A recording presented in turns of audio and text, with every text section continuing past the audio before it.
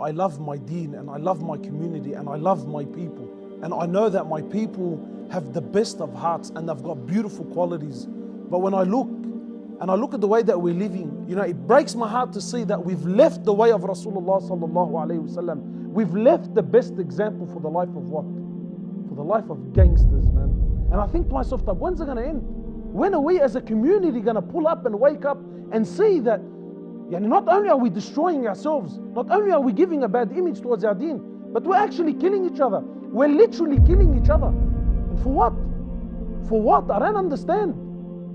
Why? Because you watch Scarface, then now you want to follow him. One day I was watching the making of it, yeah? And even in the making, they're saying that Al Pacino, he didn't even know where to place his hand on the rifle. He ended up burning his hand. And we believe it. Even Tupac Shakur, when he was offered a role to play a Muslim gangster, he says there's no such thing. Because I ain't gonna play no gangbanger who's a Muslim. There ain't no such thing. How can he be Muslim and a gangster at the same time? Well, poor Tupac, he didn't come to the area. He didn't come to Punchbowl, to Bankstown, and to Auburn, and to Granville, and Greenacre. Full of them.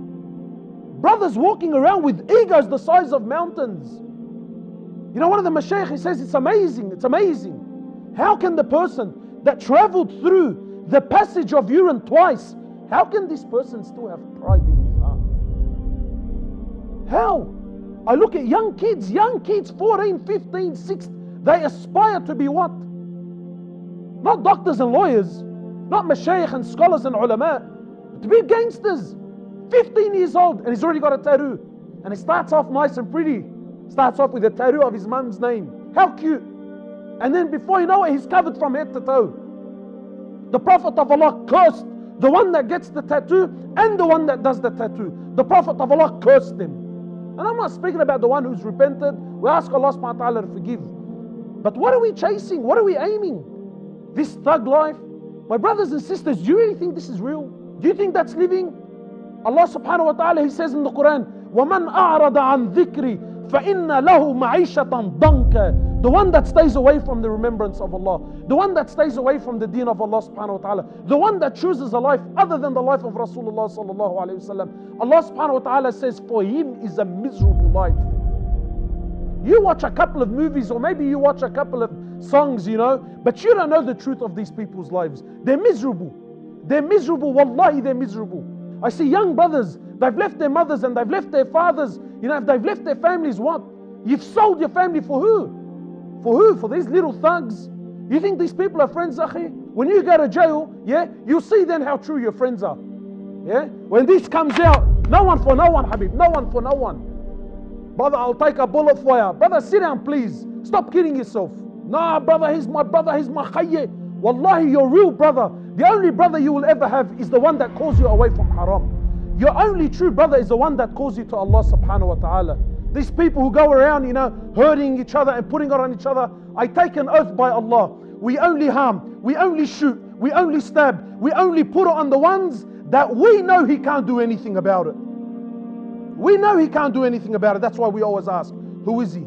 Who's his brothers? Who's he connected to? He's a nobody. Then this comes out, and this comes out, and then mashallah, you're a jaban, you're a coward, that's what you are. Wallahi, you're a coward. A real man is a man that serves his community. A real man is a man that gives back to his people. A real man is a man that serves his wife, and serves Allah, and serves his deen. Not someone who harms, sells filth.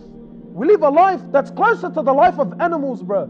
Selling drugs, poisoning the community, poisoning innocent people, and you're making a living off it. Why?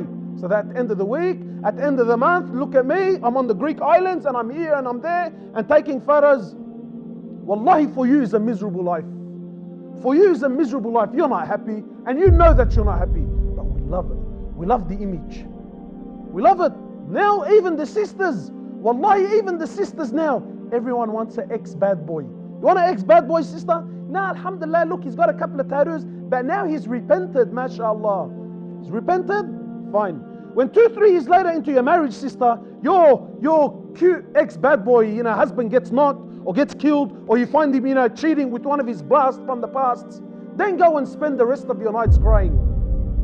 Wallahi, my brothers, forgive me, I'm frustrated, wallahi, I'm burning. When is this gonna stop? When are we going to pull up? When are we going to come back to our deen and start living humble lives? Because wallahi, once you enter into your grave, all your friends and your cars and your women and your money, Habibi, that's all gone. That's all gone.